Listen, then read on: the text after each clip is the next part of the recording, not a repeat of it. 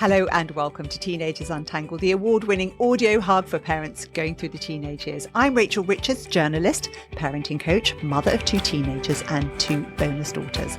Now, if you've been listening to the podcast for a while, you'll remember the interview I did with Mike Nicholson of Progressive Masculinity. He spends his days going into schools, talking to groups of boys about masculinity and trying to encourage a more positive version of it. He recently mentioned that he's been seeing a lot of talk about Looksmaxxing in his groups.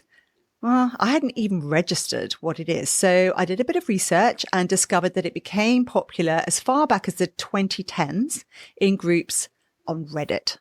But it's much more mainstream now. Even if I hadn't clocked it, it's out there. And I thought it would be a great discussion for an episode. So welcome back, Mike.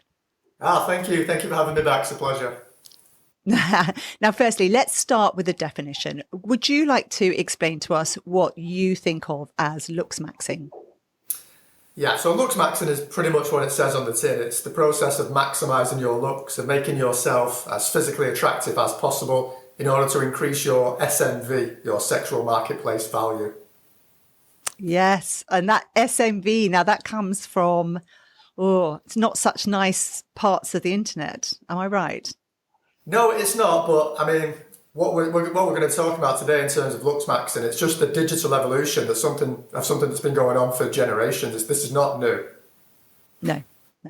It's really interesting because I actually listened to a podcast yesterday, and it was a young man who was talking about Looksmaxxing.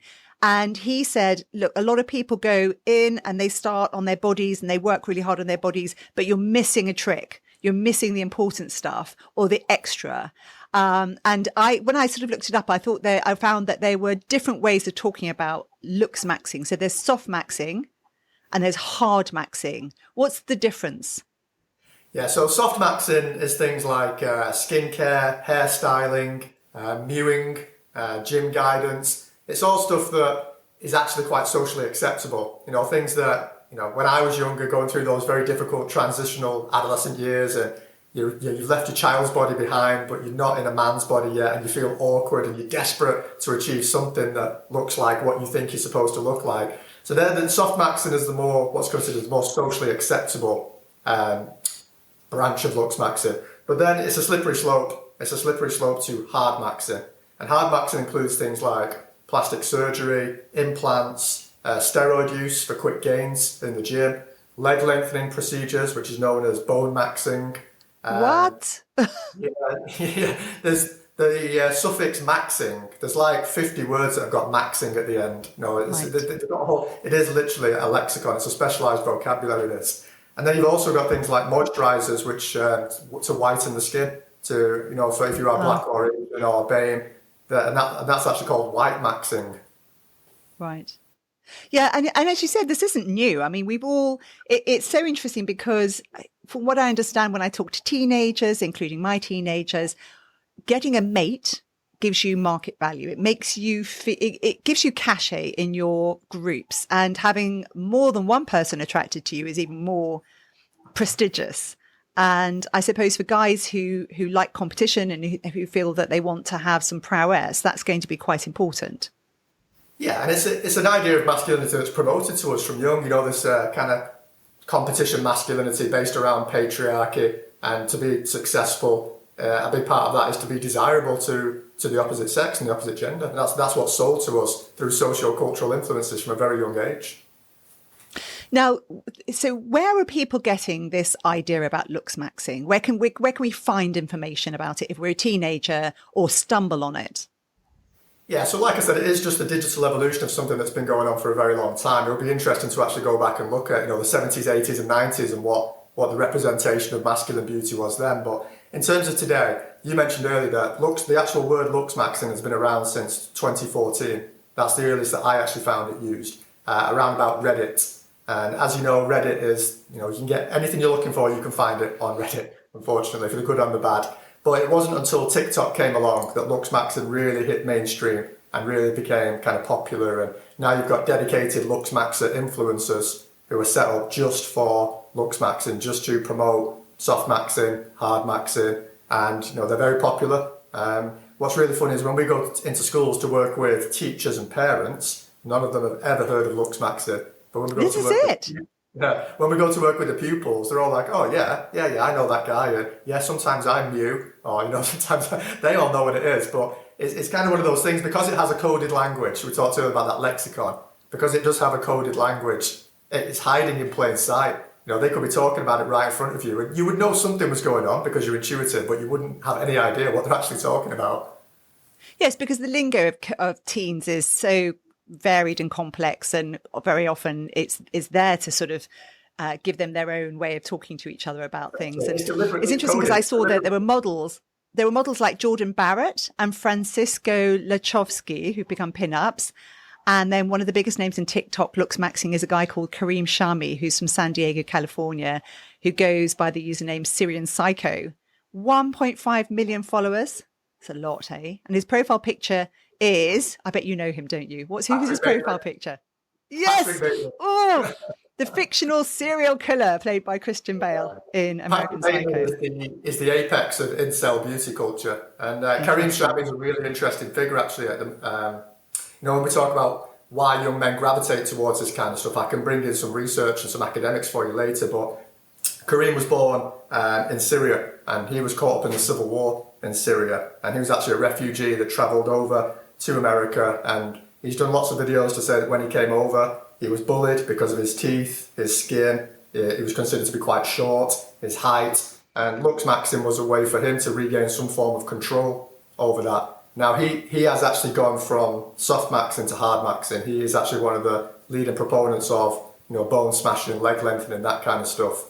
And there are not many kind of popular hard maxers. Most of them are still soft, but he's one of the most popular. And like you said, if your profile picture is Patrick Bateman, I mean, that should be ringing alarm bells. Yes. And then there's Dillon Latham. I'm just going to mention these people because it's sort of interesting for us to peer over the fence. And his girlfriend dumped him during their junior year of high school. And so he decided to invest in his appearance, which actually, a lot of this, if you look at it superficially, is really good. I mean, there are lots of parents who've got sons who won't wash, who would go, yep, only. But, he began spending hours in the gym, applying homemade skincare, and permed his hair, and it made him feel better. And so he set up his TikTok account saying, this is making you ugly, get a smaller nose. And his TikTok clips have nearly 98 million likes, 1 billion views across social media. And he's now selling his own brand of hairspray. And he says it's really cool and he says he's making 6 figures in revenue monthly from sales and social media. And the thing that's so clever about TikTok is he could be talking, and then the kind of sell button comes up, and you can buy the thing that he's talking about. This is just a brilliant way of making money for someone. Dillon Latham is one of the ones we actually use in our workshop program. He's a really interesting one. So I actually think there's a lot of positives with Dillon that are not there maybe with Kareem Shami, but I also think he does sometimes cross the line. And I think from a parental point of view, when I was thinking back to what it's like to be a teenage boy, there's a lot of body pressure on us, and we are looking for ways to improve ourselves. And actually, a lot of the things he's saying can be a great thing to go to the gym. The gym can be a great place of community and belonging, a healthy way to spend your time. Where we want to draw the line, though, is that you won't find your value in the gym, or you won't find your value. It can help you realise that you have value, but actually, you had that value already. Your value as a man is fixed, it's immutable, it can't be taken away from you. And if you don't want to go to the gym, you shouldn't have to in order to earn it. And that's where I think Dillon gets it a little bit wrong. I like a lot of his content, actually, Dillon Latham. And, when he talks about, I'm not doing this so you'll be really attracted to girls, I'm doing this so you will actually love yourself a bit more and be, have more kind of confidence in yourself. Which is amazing. It does also cross the line into sometimes like, you have to do this or you're nothing. And that's where I think he loses me personally.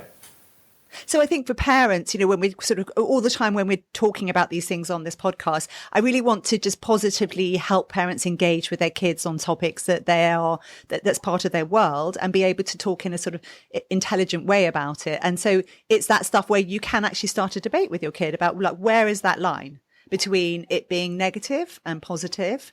And you mentioned a word called mewing, which is brilliant. It sounds really not good, but do you want to sort of tell us what it's all about? Yeah, so mewing comes from Mike Mew, who's a British orthodontist who claimed to create a method of giving you a more defined and chiseled jawline by pushing tongue up to the roof of your mouth and keeping it there. It changes the shape of your face, and if you do it often enough, you can actually well, this is what he claims, you can actually restructure your facial makeup so your jawline is more kind of cut and defined, which is considered attractive. Now, what's really interesting is that the American Institute of Orthopedics came out not long ago and said that the evidence that this works is as thin as dental floss, which I quite enjoyed the look at orthopedic banter there and humour. But Mike Mews, he's a grifter, like a lot of these online guys. You know, there's no solid scientific evidence that backs this up. But if a young man thinks that having a more defined jawline will increase the sexual marketplace value, so many of the lads we work with, I say, have you mewed? Some of them say, I tried it, but I didn't like it. Some of them say, do it half an hour every day because that's what you're supposed to do. These messages are, because they're in such a vulnerable transitional state, and this is seen as a kind of easy fix. You're not going to the gym, you're not having to fork out lots of money. Grifts like this are very powerful. It's so interesting because I saw that it was because of a video posted in 2017 on YouTube where Mike discussed the alleged harms of orthodontics, and in response, the British Orthodontic Society, he's a Brit, suspended him and reported him to a UK legal body. And there's been a 7-year-long investigation and court case, and the Lookmaxxing community turned them into rebel heroes, and it's gone mainstream, whilst the detractors are saying that this is really not healthy, it's quite dangerous. And there's a Netflix documentary which is called Open Wide, all about this case. So I think it's in the US. I don't think you can get it everywhere, but I've seen the trailer, and it's interesting because there's a lot of debate and a lot of the problems with some of the things that are being pushed forward. So it's a good thing to chat about again, because it's, like you say, he's a grifter. We always talk about rabbit holes, don't we, with digital culture? This is the beginning of a rabbit hole. When you start going down mewing, you're then going into positive and negative canthal tilts, mog and moggers and mogging, face theory. Wait. What are all these things? Canthal tilts, that's the wolf eyes, right? Yeah, that's canthal tilt is, so the angle, it's basically the angle of the eye. So if you draw a straight line from the lateral canthus, which is the outside of the eye, to the medial canthus, which is the inside, if that line is pointed slightly down, that's what's known as hunter eyes, and that's considered to be very attractive. If it's the other way, if you've got a negative canthal tilt, that's known as prey eyes, and that's seen as unattractive. There's obviously nothing you can do about the angle of your eyes, but this is the world of Looksmaxxing. Yes. And I've seen people like the Kardashians have had eye surgery to make this look. And when you have those filters on Snap, I mean, I've even tried these sometimes because they're horrific. They make your eyes in these weird shapes, and it doesn't look real. It's horrible. And I remember when I was a TV presenter, I was promoted, if you call it that, but to being world news anchor, and they flew this woman over from America to tell me what I needed to do with my eyebrows and my hair and how to maximize my look. And she just pointed out all sorts of things that I just thought didn't know were wrong with me. Yeah, there's a danger to that. I've never felt so ugly as when I tried research. I thought it was maybe a steady 5 out of 10, but then I go into the Looksmaxxing thing. Oh my God, I'm hideous. And the truth is, I mean, it was water off a duck's back to me. I didn't really care. But one of the other presenters came out crying because, it's not very helpful, is it? Particularly if it's this is genetics. And that's you. That is a, emotionally developed, critical thinking, mature adult. If you think of that kind of powerful influence, a lot of them are spending 5-6 hours on the day on the phone. And this is the kind of pressure that's surrounding them. And it's not, especially in the male world, it's not had a lot of attention until now. We know that female body pressure has been disgusting on women for so long, and even despite the fact we've had the body positivity movement for over 10 years, we've still got a long way to go. But there's so little conversation around masculine body pressure. Even in schools, I was a teacher for 18 years. When you get that PSHE unit that's about body pressure, maybe 90% of it is focused on women. And there's this assumption that men either don't care or there's no pressure on them. And yet what we're finding on the shop floor is that it's very rare when we're talking about our anxieties and insecurities for every single lad not to say something about his physical appearance, whether it's his skin or his height or his weight. There's a huge amount of insecurity around it. I don't think we're having the healthy kind of dialogue that we should be about it. Yeah, yeah, and that's heartbreaking because there are enough pressures as it is, and we're not trying to extend the pain to boys. We actually were trying to reduce it for everybody. It's interesting because I saw that there were apps. In fact, Mike Mew has created an app to try and monetize the mewing thing. And there were two other apps I looked up. One was UMAX. I think it's UMAX. Yeah. 3.9 thousand reviews. And that one, it says it's for over 18-year-olds. And then there's another one called Looksmaxx AI, which has 4,000 reviews and it's for 12 plus. And on the front page, it says, become a Chad. And then what it does is you take a photo of your face and it rates you on masculinity, cheekbones, jawline, eyes, hair, skin, and gives you tips on how to become more attractive. So, to be honest, when I looked at the hair one, I thought I don't disagree. Shampoo twice a week, avoid parabens and sulfate conditioners. But what you're doing is you're just putting someone in that vulnerable position. Do you remember when I was younger at work, they had something called "Am I Hot or Not"? Did you ever see that? Yeah, I remember that. Yeah, and people uploading faces of people they knew or even themselves and asking that question, and everybody was saying horrible things about them. Why would you do that? But our kids were just, it's just another way of doing it, right? Of course it is, yeah. And like I said, body pressure has been around. We could go back to, if you look at the Roman and the Greek statues of men, it's pretty obvious that body representation of men has been focused on a certain kind of build. And I'm pretty sure fat shaming was going on, in the Romans and Greek times. But I kind of touched on it earlier. If we just look at like recent history, if we go back to the 1970s as a part of recent history, the archetype of masculine physical perfection, it was very lithe and slim, muscular but slim. So if you think of John Travolta, Mark Hamill, who played Luke Skywalker, they had that kind of slim but muscular kind of build. But then the 1980s came along, and that's an era that is known as hyper-masculinity. So body representation completely changed there. Your archetypes are Stallone, Schwarzenegger, Van Damme, Dolph Lundgren, very little body fat, huge amount of muscle, very aggressive, and researchers often connect that to the very muscular brand of capitalism that exploded in the 1980s. A form of capitalism which was focused on growth, dominance, aggressive expansion, and the masculine body was kind of a representation of that, particularly in Western American societies. And then you go into the kind of the 90s and the noughties, and we have the appearance of the metrosexual. I don't know if you remember that, the metrosexual. Yes, of course. Yeah, so the metrosexual, the classic archetype would be David Beckham. And at that point, things like, having an interest in fashion or using skincare products become socially acceptable. And in some quarters, that was hailed as an advancement in masculine evolution. It's okay to be into these things, but there's actually something far more insidious underneath it. It wasn't about us developing ourselves. It was about us becoming better at seducing women. It was about us adapting our game to become players. And if you look at the lads magazines at the time, Nuts and Loaded and FHM, they were kind of championing these techniques as a way to increase your body count, increase the amount of women. So it wasn't about empowering us, it was about more entrapping women, which is something that the pickup artists today, they're the evolution of that, the pickup artist branch of the manosphere. And then you come to today, when you've got the Looksmaxxing is the digital evolution of everything that went before it. So we've got mass consumption of online content from teens, and teens are asking more kind of direct questions about how to achieve a particular physique or how to get rid of their acne. And actually, through Looksmaxxing, they're inventing criteria to classify attractiveness, almost trying to distill a formula, with the canthal tilts, with all that kind of stuff.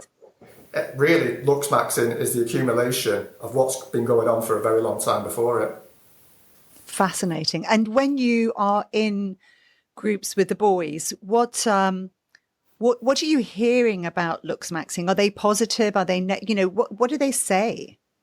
I mean, boys are not one homogenous mass. They're all saying different things. But first off, a lot of them are accessing the content.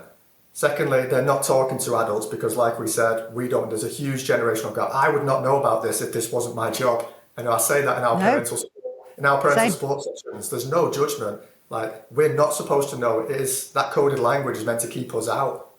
The algorithm doesn't target us with that kind of stuff. So, it's hidden from us. So they are accessing it. They're confused about it. In some ways, they agree with it and think, yes, it is important to be, to look good, and which on some level I agree with. Exercise, personal hygiene, taking an interest in style. I mean, I think they're actually quite healthy things, so long as they don't go to, I am nothing unless I have these. I am worthless unless I have. That's where it crosses the line for me. But I think there's a lot of confusion around it. They're not critical thinkers. And this is one of my big issues with the school system at the moment. And this isn't aimed at teachers, because it's not their fault. But schools are teaching a very content-heavy curriculum. And I know that because I've only been out of the classroom 3 years. It's a race just to get through to the exam. You can't slow down and focus on critical thinking, detecting bias, sources of information. Why would Mike Mew create an app to monetize his content? Is this something that does he care about me? Does he want me to have a define? Does this even work, or is this about him making money? They're not asking those kind of questions. They're accepting things on face value that are being presented to them online. And I think that's where parents and teachers can come in, on these regular, low stakes, non-judgmental conversations. I think it's really important for us to empathize, tap into your insecurities when you were that age, or even now. I've got no problem. I've got no problem telling the lads. I've stood up in conferences and said this, that when I was around 13 years old, I used to go home, wedge the door shut, do a few press-ups, take my top off and try and flex in front of the mirror. Yeah. And I absolutely hated myself for what I saw in the mirror. I remember thoughts. Likewise.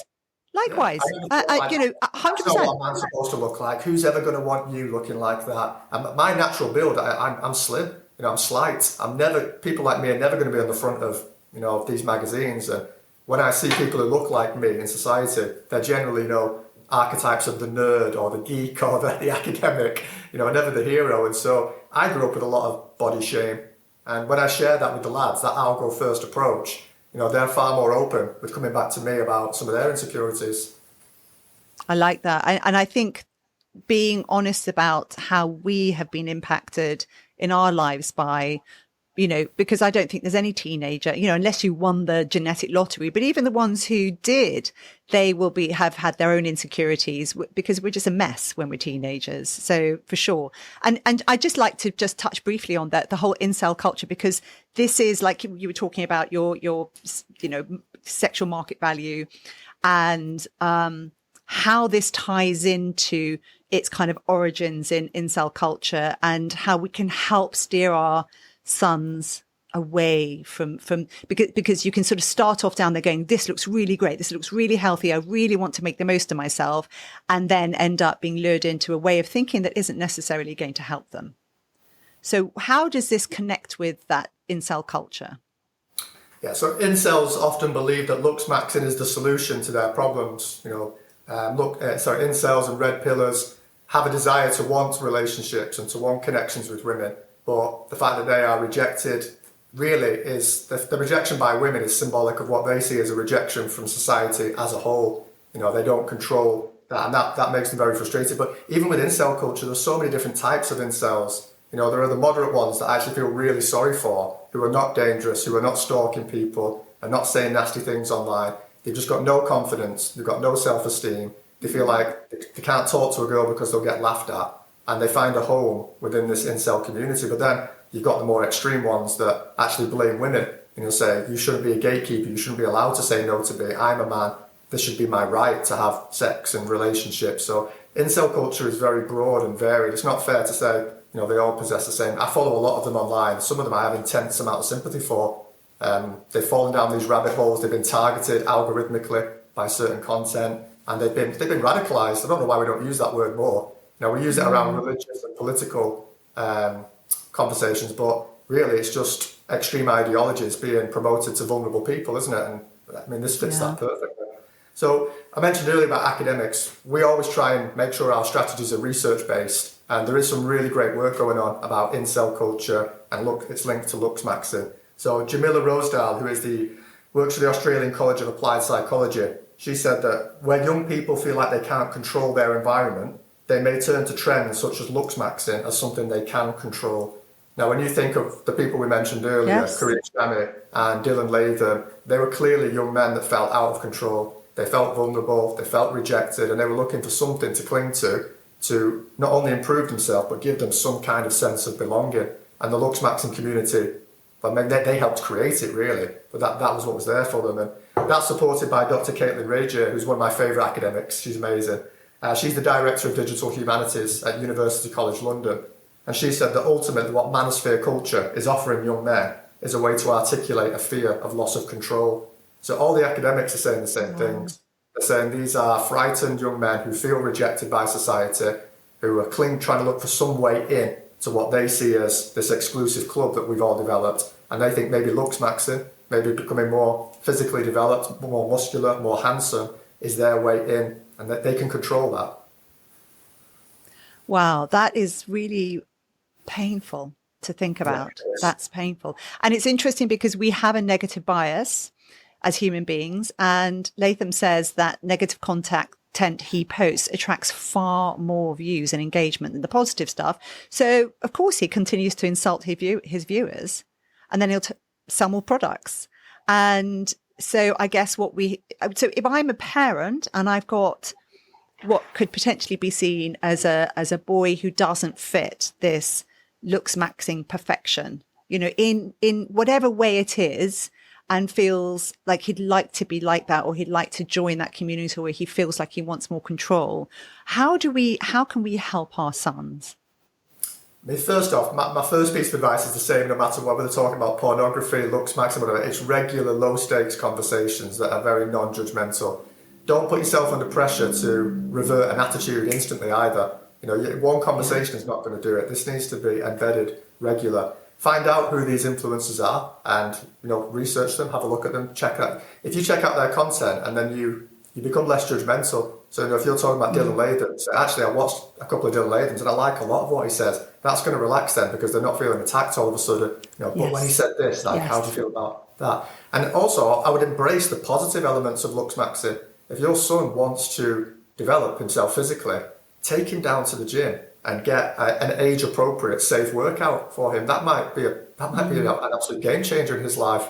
I see so many young lads in the gym who don't know what they're doing. They're afraid to ask. They're slinging massive weights around that are weights they're going to hurt themselves. And I always make a point of going over and saying, lads, it's great that you're in the gym. I wish I'd have started at your age. I'm not an expert, but if you need some tips or you want me to spot you, just to try and make them feel comfortable. And because we've all been that kid in the gym. You don't know what you're doing. Everyone else seems to know. You don't know to ask. It's embarrassing.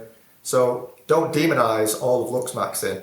Embrace the healthy aspects of it and kind of support your son with them. If he wants some, if he's got dry skin, go and get him some moisturizer. I've got very dry skin. Sure.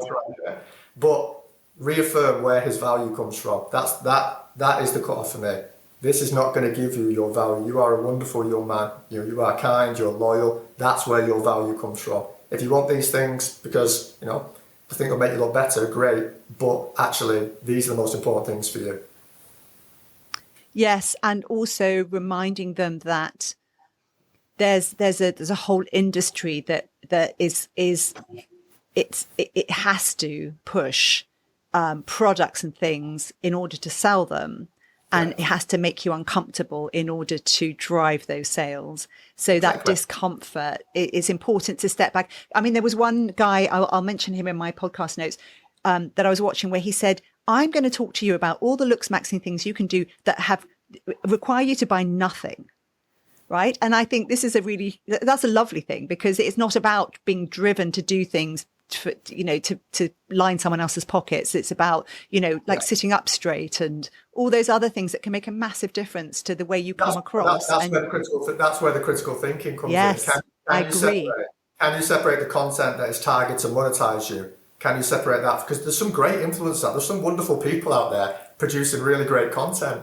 Some amazing influencers out there, and we share some of them in our programs. But there are a lot of grifters out there. There are a lot of people who see you as a simp that they can monetize because you're low and desperate and you'll throw money at anything in order to, up your self-esteem. And that's this critical thinking. That's the most important thing for me.